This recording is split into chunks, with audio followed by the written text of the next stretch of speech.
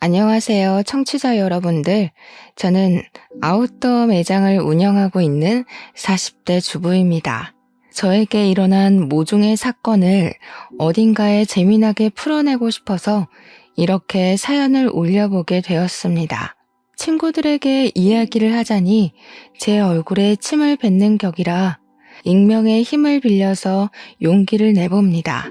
정말 남들이 들으면 콩가루 집안이라고 욕을 할 것 같은 그런 부끄러운 이야기지만 속 안에 감춰두고 있으니 속병이 날 것 같네요. 제가 이런 사연을 올려버리게 결심하게 만들어준 우리 원수 같은 시모. 앞으로 만수무강하길 기원하면서 사연을 시작해 보겠습니다. 저는 결혼 전부터 일찌감치 옷 매장에서 일을 했고 나이 29살에 능력을 인정받아서 본사 직영점 매니저로 승진을 하게 되었습니다. 일단 30이 되지 않은 나이에 대리점도 아니고 본사 직영점의 관리를 맡는다는 것은 무척이나 이례적인 일이기도 했죠. 보통 다른 직영점 매니저분들이 50대라는 걸 감안하면 제가 어린 나이에도 윗분들의 눈에 들었다는 것이니까요. 그도 그럴 게 꽤 위치도 좋은 아울렛 매장이었는데 매출이 다른 지점에 비해 월등히 높았거든요. 그만큼 제가 고객 관리도 잘하고 언변이 좋아서 매장 운영을 잘했다는 뜻이겠죠. 그래서 능력을 인정받았고 직영점 매니저 자리를 꿰찰 수 있게 되었습니다. 지금 남편이랑은 한때 같이 일했던 직원이 소개팅을 주선해 주어서 만나게 되었습니다.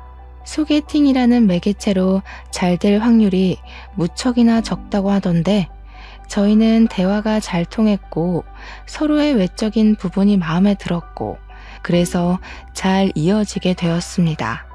연애를 하는 동안에 싸우는 일도 거의 없었고요. 취미도 비슷하고 생활 습관마저 비슷해서 운명의 상대를 여기서 찾았구나 하면서 지냈습니다. 밖에 나가서 몸을 사용하며 노는 것을 싫어했고 집에 콕 들어박혀서 공포영화를 보는 걸 좋아했고요. 오이는 냄새만 맡아도 둘 다 기겁을 했고 강아지보단 고양이를 더 좋아하는 성격까지 무척이나 비슷했어요. 그렇게 남편과 저는 연애를 3년이나 했고 나이가 차고 혼기가 다가오자 결혼을 하기로 약속했습니다. 그때까지만 해도 우리의 미래에는 꽃길만 가득할 거라 믿어 의심치 않았습니다. 성품이 바르고 심성이 착한 남편에게 그런 시어머니가 존재할 거라는 생각을 전혀 하지 못했기 때문이죠.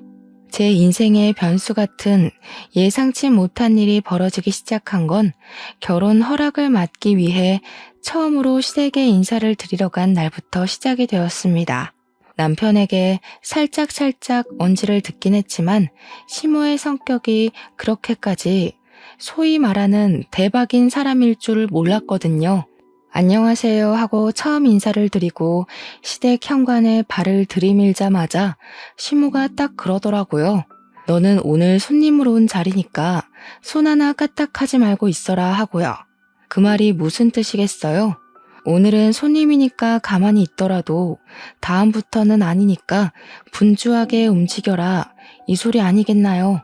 더 대박인 건 남편보다 먼저 결혼한 남동생이 있었는데 그러니까 동서. 저한테는 동서되는 사람한테 이것저것 죄다 시키더라니까요. 네 형님 될 사람이 오니까 분주하게 일을 하라면서 동서한테 일일이 시키는데 시모는 손 하나 까딱 안 하고 옆에서 지시만 내리더라고요.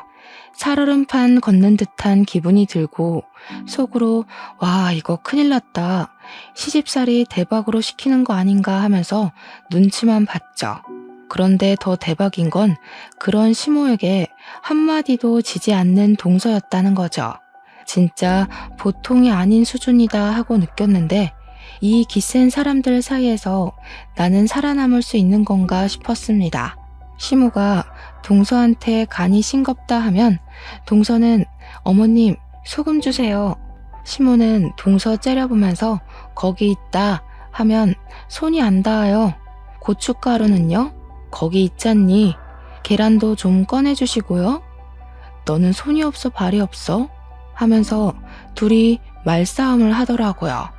시모가 이래라 저래라 하면 동서는 그거 주세요 저거 주세요 하고, 시모가 네가 직접 가져가라 하면 동서는 저 그거 어디 있는지 몰라요 하고, 둘이 무슨 꽁트 찍는 것처럼 대화를 하는데, 웃긴 건 동서는 정말 시모를 보조원처럼 부려먹으면서 집안일을 하더라고요.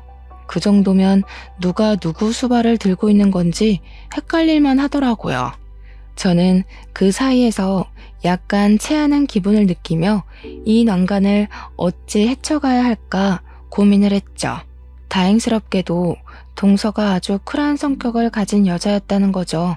밥 잘 먹고 이야기 잘 나누고 집에 간다고. 남편이랑 저랑 서방님네랑 다 같이 나왔는데 동서가 저를 슬며시 잡더라고요. 형님 되실 분이니까 터놓고 이야기할게요. 절대로 기죽으시면 안 되고요. 또박또박 싸워서 이기셔야 돼요. 우리 시모가 발 뻗을 곳 보고 뻗는 분이시거든요. 처음에 제가 비위 다 맞췄는데 그러다가 호구 잡혔어요. 한번 대판으로 싸운 다음에서야 저한테 뭐라고 안 하시거든요. 오늘은 형님 온다고 일부러 기세 보이고 싶다고 저러신 거고요. 평소에는 저한테 한마디도 못 하시거든요. 그니까 형님도 저처럼 드세게 나가셔야 돼요. 어려우면 연락 주시고요. 그렇게 자기 할 말 쏙 하고 가더라고요. 순간 제 머릿속에 시모를 들이받으라고? 이게 무슨 콩가루 같은 이야기지? 했어요. 동서가 정말로 저를 걱정해서 말해주었던 진심이라는 걸 그때는 잘 몰랐죠. 그 이후에 상견례를 했고 양가가 서로 합의 잘 이루어진 상태로 결혼 준비를 끝냈고 무난한 결혼식을 올리게 되었습니다. 근데 보통 결혼식 하는 날 신부 대기실에는 신부 지인들만 들어오지 않나요? 친구들이랑 이야기하고 사진 찍고 그러고 있는데 시모 지인들이 싹 들어와서는 저한테 돗대기 시장처럼 시끄럽게 말을 시키는 거예요. 며느리가 아웃도어 매장을 운영한다고? 하면서 자기네들이 시모의 산악 동호회 친구들이라고 하더라고요. 우리 시모 취미가 산을 타는 것이었는데 아웃도어 매장을 운영하는 며느리가 들어왔다고 싸게 살 수 있다고 자랑을 하셨나 보더라고요. 옷을 좀 할인해달라고 일부러 찾아와서 저한테 말을 건 것이었죠. 제가 운영하고 있는 매장이 직영점이라서 본사에서 내려온 할인율만큼만 할인을 해줄 수가 있었거든요. 기본적으로 아울렛 매장이라 깔리고 들어가는 할인율도 있었고요. 저는 뭐 땅 파서 장사하는 것도 아닌데 제가 맘대로 할인을 해줄 순 없죠. 굳이 신부 대기실까지 찾아와서 할인 이야기 꺼내고 가는 시모 지인들도 무척이나 별로였어요. 그거 하나 딱 찝찝한 거 남기고 결혼식 잘 하고 저희는 바로 신혼여행지로 떠났습니다. 남편과 저는 평소에 가볼 수 없는 곳으로 신혼여행을 가자고 약속을 했고 그 장소는 바로 약속의 땅 뉴질랜드였습니다. 뉴질랜드가 워낙 자연 경관이 거대하고 멋있고 또 산을 걷는 트레킹이 유명한 나라잖아요. 남편이랑 같이 트레킹 관광을 나섰는데 거기서 엄청 좋은 트레킹화를 팔고 있더라고요. 큰 마음 먹고 제 거랑 남편 거 사면서 시모가 산악 동호회를 한다고 했으니까 시부모님 드릴 신발도 한 켤레씩 샀습니다. 당연히 한국까지 전화를 해서 신발 사이즈 물어보고 샀죠. 귀국을 해서 시댁에 신발을 딱 가져가니까 시부가 너무 마음에 든다고 좋아하시더라고요. 근데 시모는 약간 마음에 안 든다는 식으로 삐죽거리면서 시부한테 그러더라고요. 당신은 산에 가자고 하는데도 안 가면서 이런 좋은 신발이 왜 필요하냐고요. 시부가 아니 뭐 산 탈 때만 신는 신발인가? 그냥 신고 다니면 되지 하니까 시모가 저를 보면서 색이 이거밖에 없었니?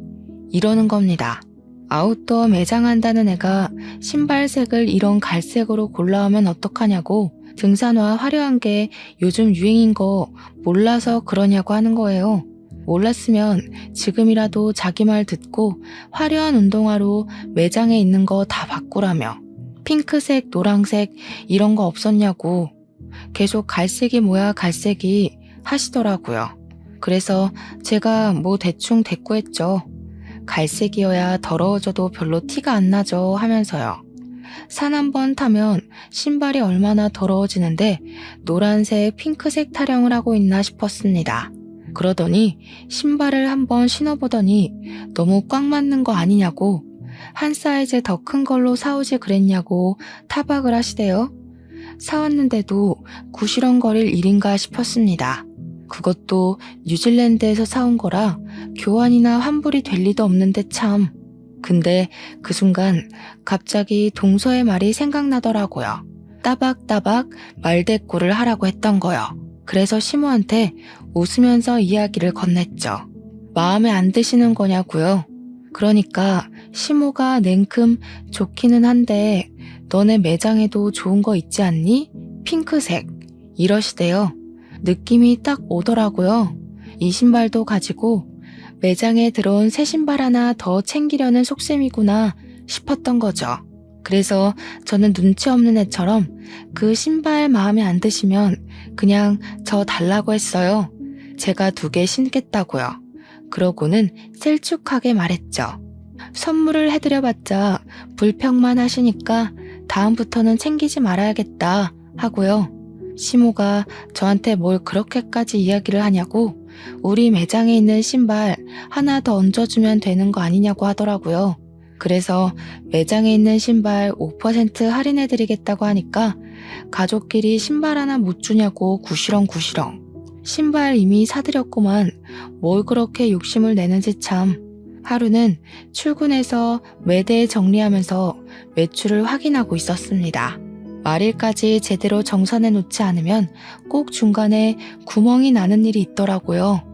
이리저리 매출 전표 보면서 재고랑 같이 확인하고 있는데 시끌벅적한 소리가 입구에서부터 들리더라고요.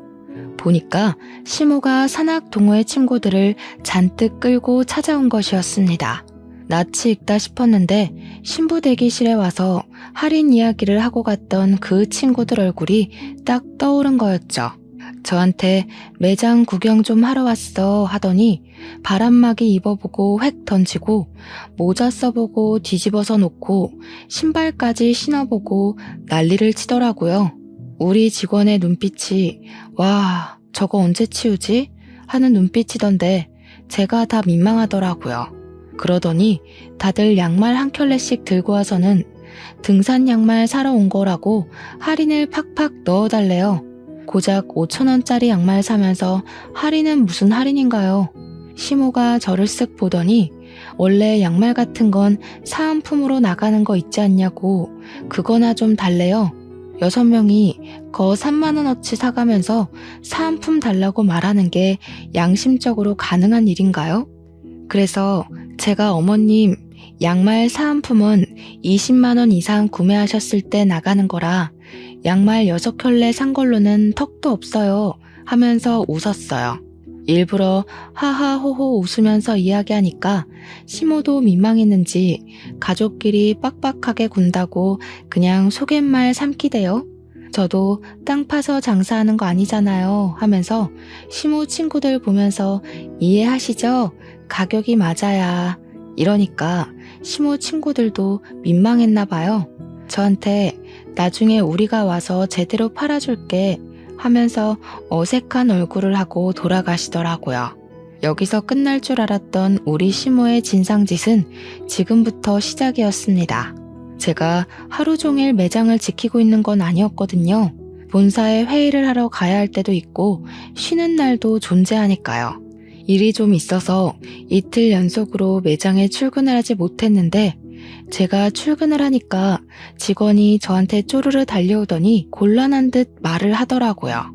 무슨 일 있었냐고, 진상 손님 왔었냐고 물어봤더니 반품이 들어왔는데 제 가족분인 것 같다고 조심스럽게 이야기를 하는 거예요.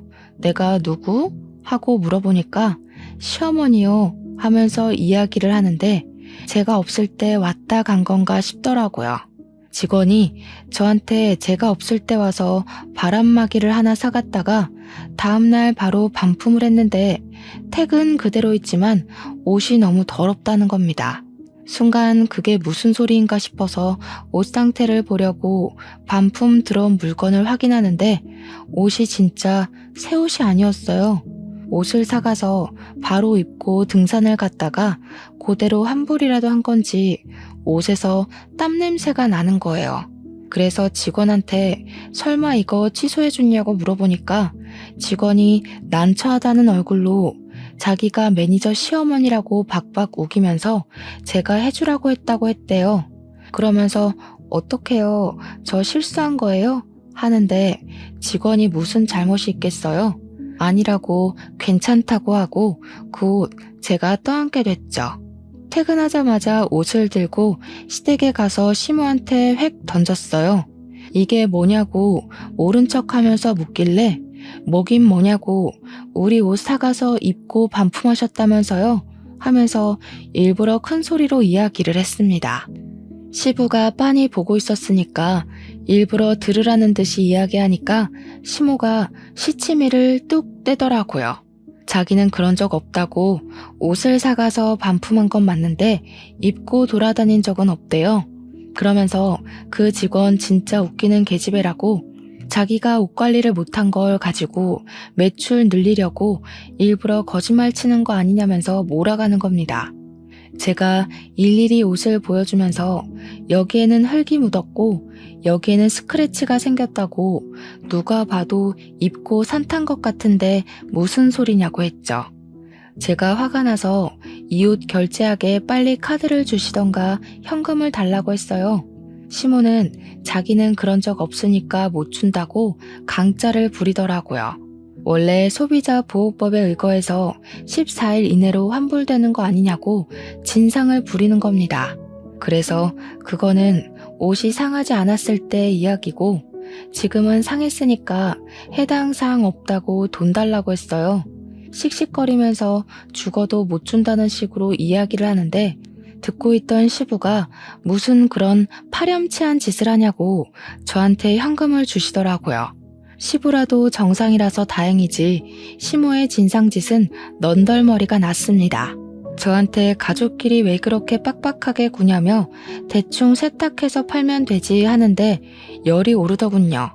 그러고 한동안 조용한 것 같더니 한 달 뒤에 제가 쉬는 날 우리 시모가 와서 옷을 또 사가지고 가서는 반품을 했대요. 직원한테 이번에도 옷이 더럽냐고 물어보니까 그건 아닌데 하면서 말꼬리를 흐리더라고요. 무슨 일이냐 하니까 옷을 30만원치를 사가서 바로 반품을 하긴 했는데 사은품으로 증정되는 등산 모자랑 양말은 쏙 빼놓고 환불했다는 겁니다. 그거는 사은품이니까 자기 거 아니냐고 사은품까지 반납을 해야 하는 거냐 어차피 증정품 아니냐 하면서 안 주더래요. 양말하고 모자는 이미 자기가 신었으니까 그냥 자기가 갖겠다고 하면서 매니저 시어머니야 했다는 겁니다. 당연히 그 말을 듣는데 제가 열이 받지 않겠습니까? 또 시댁으로 찾아갔죠. 신모가 보자마자 이번에는 안 입고 반품했다고 당당하게 말하길래 사은품은 왜 챙겨가서 돌려주지 않냐고 했습니다. 사은품이요. 저희도 공짜로 나눠주는 거 아니고요. 매장에서 돈 주고 사서 고객들한테 감사한 마음에 드리는 거예요. 근데 어머님께서 그렇게 쏠랑 사은품만 챙겨가시면 다른 고객님 한 분은 그 사은품을 받을 수가 없잖아요. 우리가 땅 파서 장사하는 거 아니라고 몇 번을 말씀드려요? 저희 매장에 찾아오지 마세요. 어머님한테는 저 더 이상 물건 안 팔겠습니다. 우리 직원한테도 말해놨으니까 다음에 또 오시면 경찰 부르던가 할 거예요. 아시겠어요? 그렇게 이야기를 하니까 시모가 저한테 씩씩거리면서 너 내가 무서운 줄 모르고 막 나가는구나 하는 겁니다.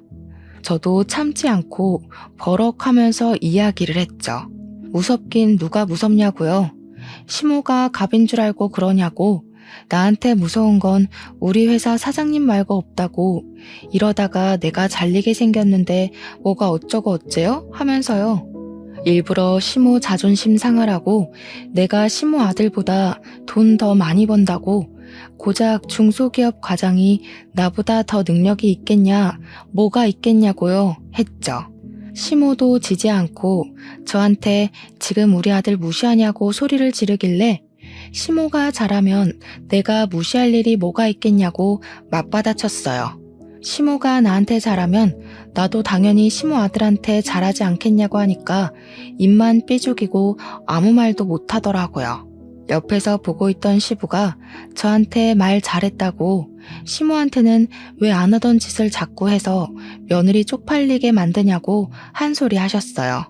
시모가 시부를 보면서 이 집안에 자기 편은 하나도 없다고 밖에 나가서 자기 편 만들어 와야겠다고 하더라고요. 이걸 그냥 나만 알고 있어야 하나 고민을 하다가 결국 동서한테 전화를 걸어서 이야기를 했죠. 그러니까 동서가 엄청 잘한 거라고 그렇게 100번을 말해야 겨우겨우 알아듣는다고 하더라고요. 자기는 백화점 속옷 매장에서 일을 했었는데 결혼하고 얼마 되지 않아서 팬티를 사가서 입어놓고는 환불을 하러 왔대요. 동서가 입던 팬티는 환불 안 된다고 고래고래 소리치면서 이야기를 했더니 그제야 쪽팔린 줄 알고 돌아갔다고 했대요. 백화점 매장에 블랙 컨슈머로 등록까지 시키고 백화점에서 따로 관리 대상으로 분류하게 했더니 그제야 찾아오지 않더라며. 와, 너무 충격적이지 않나요? 입던 팬티를 환불하러 오는 게 말인지 방귀인지 상상 초월이었습니다. 그렇게 제 말을 잘 알아들은 줄 알았던 시모는 제가 쉬는 날 골라서 또 매장에 찾아왔더라고요. 도대체 어디에 신복을 숨겨놓은 건지 제가 쉬는 날은 기가 막히게 알고 찾아오더라고요. 이번에는 남성용 등산화랑 남성용 등산용품을 몇 개 사가길래 직원이 주시하고 있었다고 하더라고요. 근데 의외로 환불이 들어오지 않았고 가격도 후려치지 않고 제값 주고 사갔다고 이야기를 하더라고요. 그래서 저는 시모가 웬일이지 남성용 등산용품은 왜 사간 거지 싶었죠. 시부가 등산에 취미가 없어서 시모 혼자 친구들이랑 다니는 거였거든요. 이제 시부도 등산을 가나 싶어서 부부가 같이 취미 생활을 하시려나 보다 이건 좀 부럽다 하면서 생각을 했죠. 우리 남편이랑 저랑은 아무래도 시간이 잘 맞지 않아서 결혼 이후에는 취미 생활을 즐기지 못했거든요. 어차피 밖에 나가서 몸을 쓰는 취미 활동을 하는 것도 아니긴 해서 집에서 영화나 보고 게임이나 하고 하는 게 전부지만요. 시부모님이 매번 싸우기만 하는 줄 알았는데 취미 생활을 같이 한다고 하니까 부러웠죠 뭐. 시모가 오랜만에 가족들 한데 모여서 밥 먹자고 하길래 시댁에 방문을 했는데 저는 매장을 운영하는 사람이니까 딱 보면 알잖아요. 등산화 모델명만 봐도 어떤 신발인지 눈에 들어오는 그런 안목이요. 분명 신발도 사가고 용품도 사갔는데 현관에서 신발장을 둘러보는데 그 신발이 없더라고요.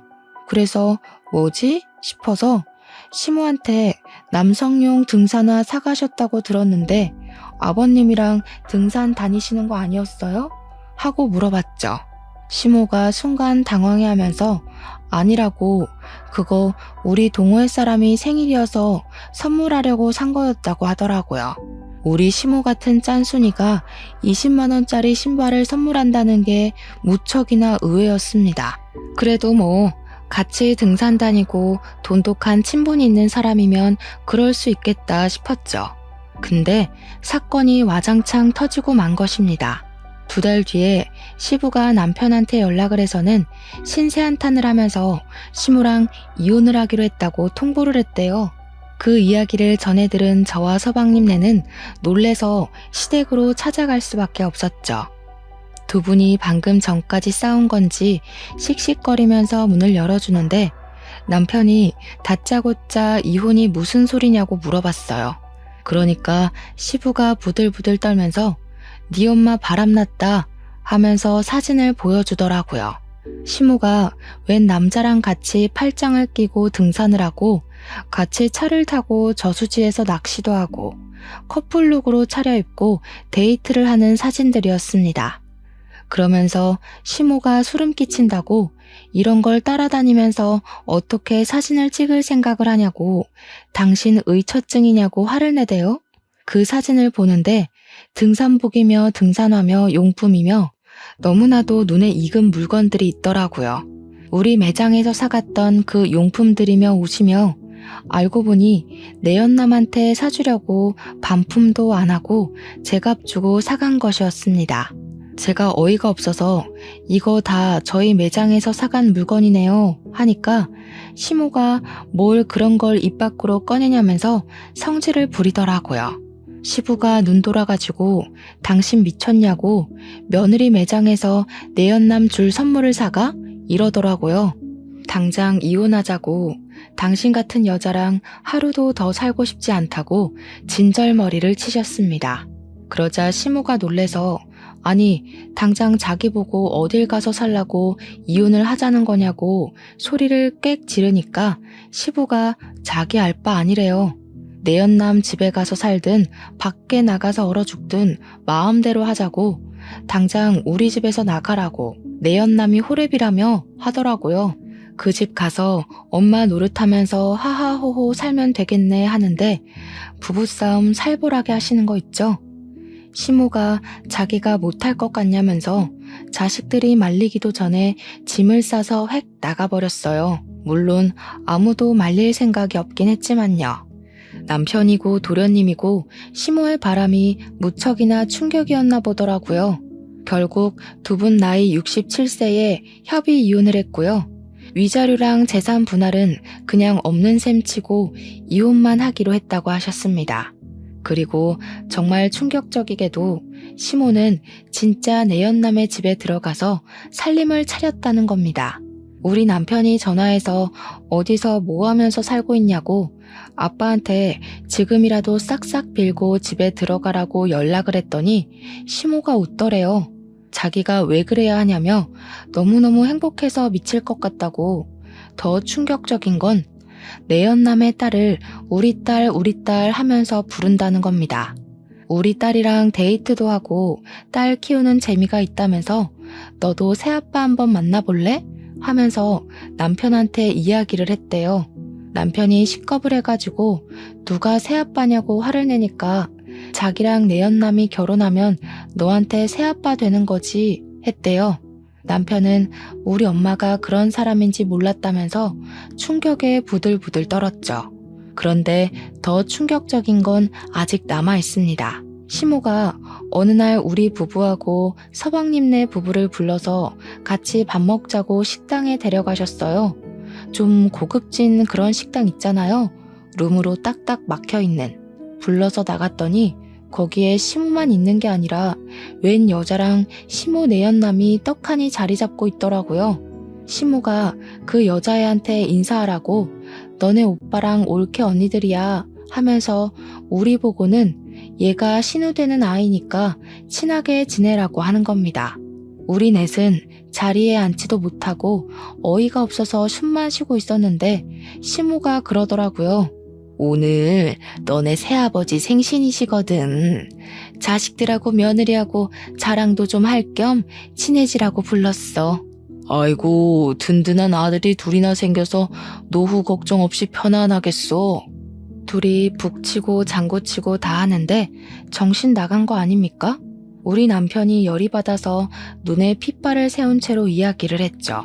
누가 누구 노후를 책임진다고 이런 개소리를 정성스럽게 하십니까? 어머 얘 못 배워먹은 사람처럼 새아버지한테 그게 무슨 말버릇이니? 당장 사과드려.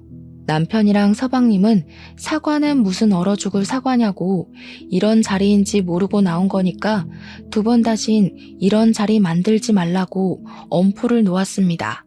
한 번만 더 이런 경우 없는 짓 하면 신모고 나발이고 인연 끊겠다고 선언을 했죠.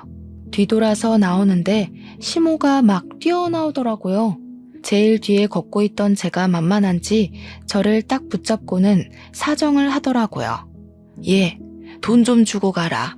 우리 아들들이 낼 거라고 내가 설레발 다 쳐놨는데 일부러 비싼 집으로 골라왔는데 내 체면은 살려줘야 하지 않겠니? 저 지갑 안 들고 왔는데요. 어머님이 불러내신 거라 당연히 어머님이 사주시는 건 줄 알고 지갑 안 들고 왔죠. 야, 너네 버르장머리 없이 뭐 하는 거야? 당연히 자식들이 사야지 내가 돈이 어딨어. 아까 방에 있던 어머님이 좋아 죽겠다고 했던 내연남 딸한테 내라고 하세요. 뭐? 내연남 딸? 너한테는 시누이야. 어머, 저한테 왜 시누이예요? 우리 남편이랑 저 여자랑은 가족이 아닌데요. 그러고는 재빨리 식당을 빠져나왔습니다. 우리 남편은 완전 열이 받아가지고 엄마가 저렇게 파렴치한 인간인 줄 몰랐다고, 어떻게 저런 짓을 할 수 있냐고 시부가 불쌍하다고 난리였어요. 그런데 여기서 일이 끝났으면 제가 사연을 쓰지도 않았겠죠. 더 파렴치한 일은 그 뒤에 벌어지게 되었습니다. 제가 글쎄 생각지도 못했던 갑상선암에 걸리게 된 것입니다. 임신을 준비하던 도중 수치가 이상하다는 종합검진 결과에 놀라서 큰 병원을 찾아가니 갑상선암이라고 하더라고요. 물론 완치율도 높고 다른 사람들보다 훨씬 더 빠르게 발견을 하게 되어서 수술만 하면 괜찮을 거라고 하더라고요. 평생 약을 달고 살아야 해서 한동안 임신 계획은 가지면 안 된다고 했지만 그 이외에는 아무 문제도 없을 거라고 저를 안심시켜 주었습니다. 의사의 조언에 따라서 수술 날짜까지 빠르게 잡고 났는데 그래도 제가 암이라는 사실은 변하지가 않잖아요. 남편과 저는 한동안 마음을 추스르느라 바빴습니다.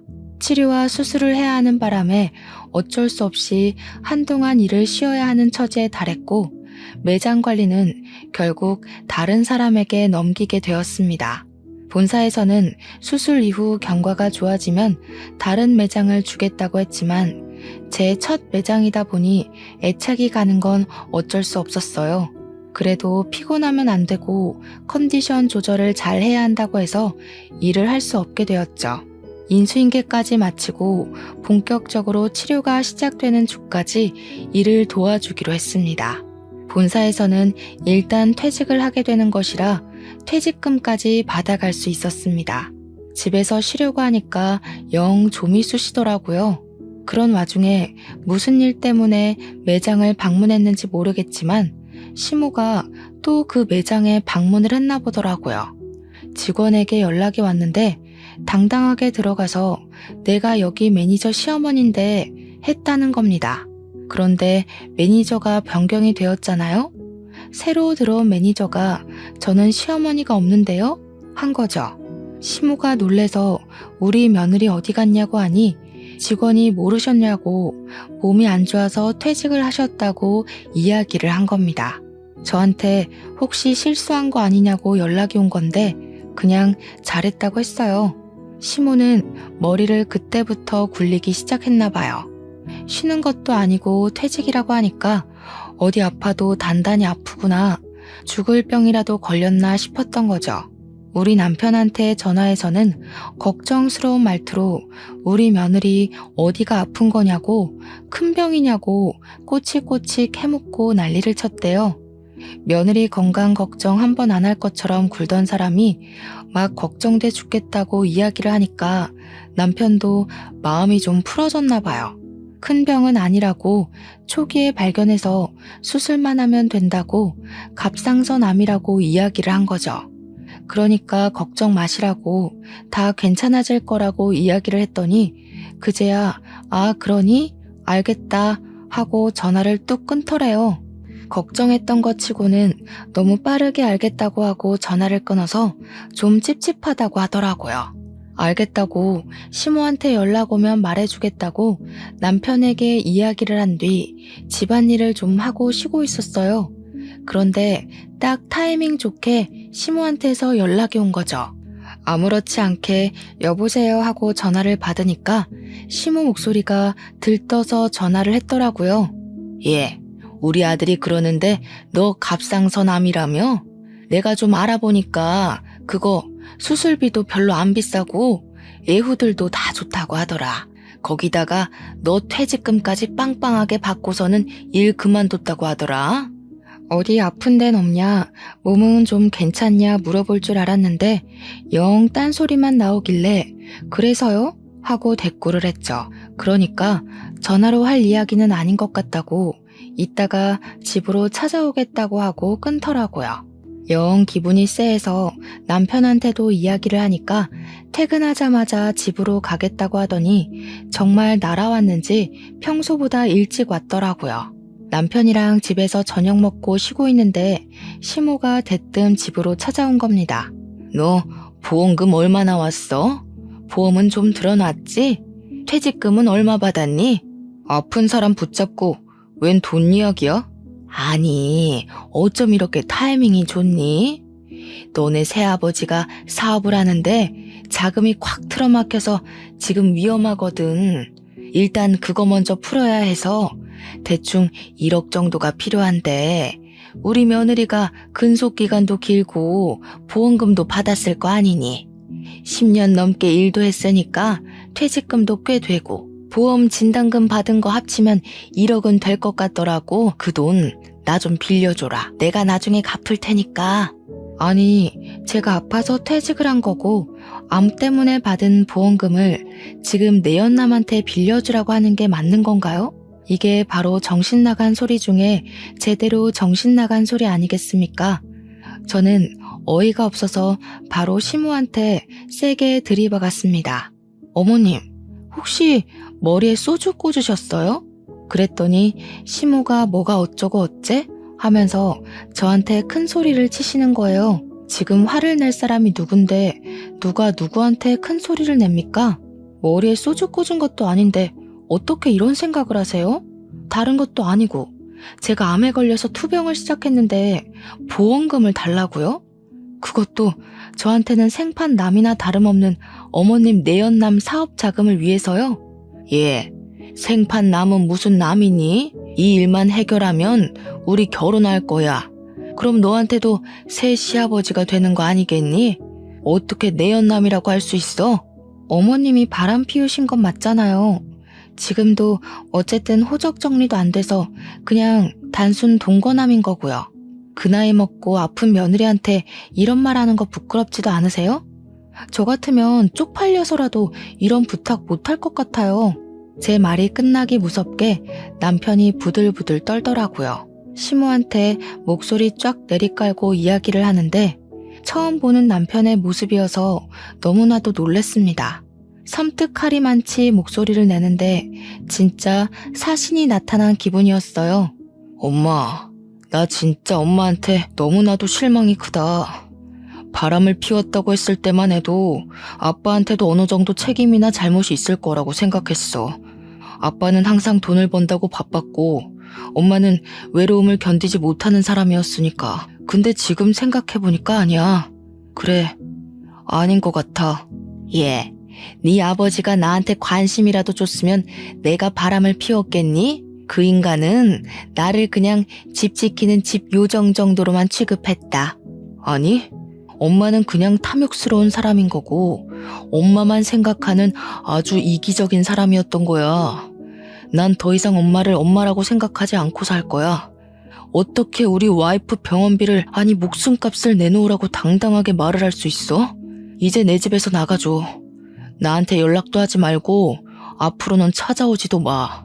아니, 내가 먹고 튄다고 했니? 그거 갚겠다고 했잖아. 보증이라도 서줘? 공중이라도 설까? 나가라고. 꼴도 보기 싫다고 했잖아.